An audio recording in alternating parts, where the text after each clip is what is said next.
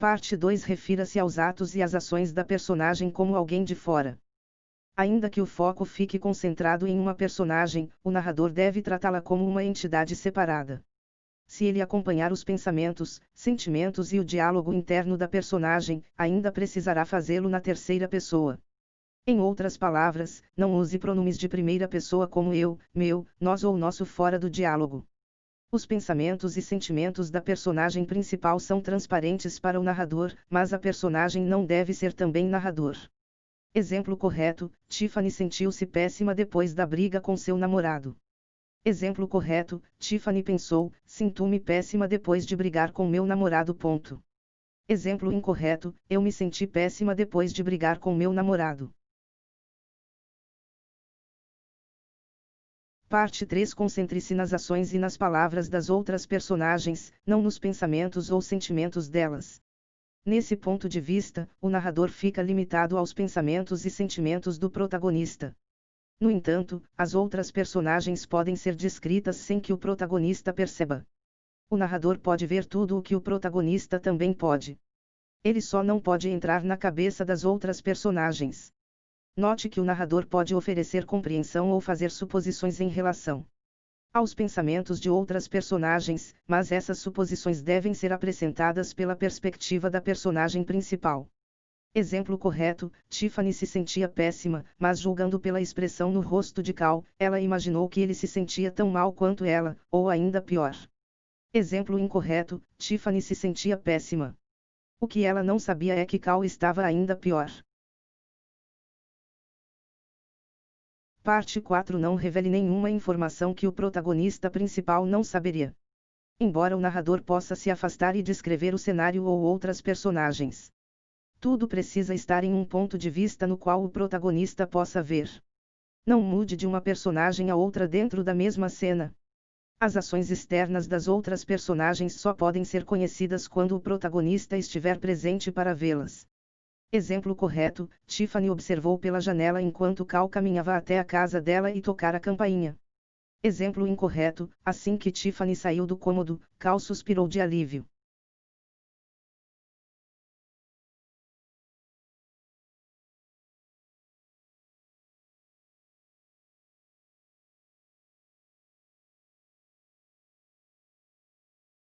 Parte 1. Mude o foco de uma personagem para outra. Ao usar a perspectiva da terceira pessoa onisciente, a narrativa muda de pessoa para pessoa em vez de seguir os pensamentos, as ações e as palavras de uma só personagem.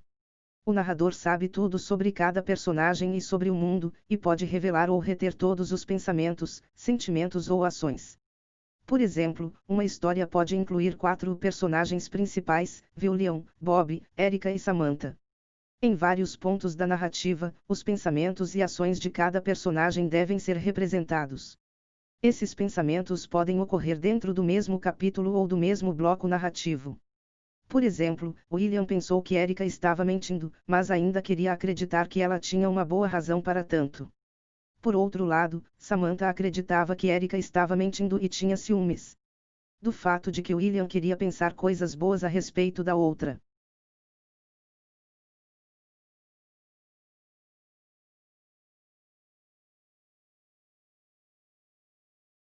Parte 2. Revele qualquer informação que quiser. Com a terceira pessoa onisciente, a narração não fica limitada aos pensamentos e sentimentos de nenhuma personagem. Além dos pensamentos e sentimentos, a terceira pessoa onisciente também permite revelar partes do futuro ou do passado dentro da história. O narrador pode ainda dar sua opinião, uma perspectiva moral ou discutir cenas com animais ou da natureza nas quais os personagens não estão presentes. De certo modo, o narrador de uma história na terceira pessoa onisciente é como o deus daquela narrativa. Ele pode observar as ações externas de qualquer personagem quando quiser, mas, diferente de um observador humano limitado, também pode entrar na intimidade daquela personagem quando desejar. Saiba quando se segurar. Mesmo que um narrador possa dar a informação que quiser, pode ser melhor revelar algumas coisas aos poucos. Por exemplo, se uma personagem precisar ter um ar misterioso, é mais sensato limitar o acesso aos sentimentos internos dela por um tempo antes de revelar seus verdadeiros motivos. Parte 3. Evite o uso dos pronomes de primeira e segunda pessoa. O diálogo ativo deverá ser o único momento em que pronomes como eu e nós aparecem. O mesmo vale para os de segunda pessoa e para o pronome de tratamento você. Não use a primeira e a segunda pessoa nas partes narrativas ou descritivas do texto. Exemplo correto: Bob disse a Erika, acho assustador, e você? Exemplo incorreto: eu achei assustador, e Bob e Erika também acharam. O que você achou?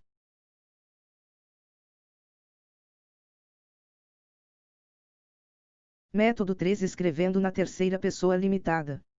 Parte 1. Escolha uma personagem para acompanhar. Na terceira pessoa limitada, o narrador tem acesso completo às ações, aos pensamentos, aos sentimentos e às crenças de uma personagem e pode escrever como se ela estivesse pensando e reagindo ou ser mais objetivo. Os pensamentos e sentimentos das outras personagens permanecem desconhecidos para o narrador durante todo o texto. Esse tipo específico de ponto de vista não deve alternar entre elas.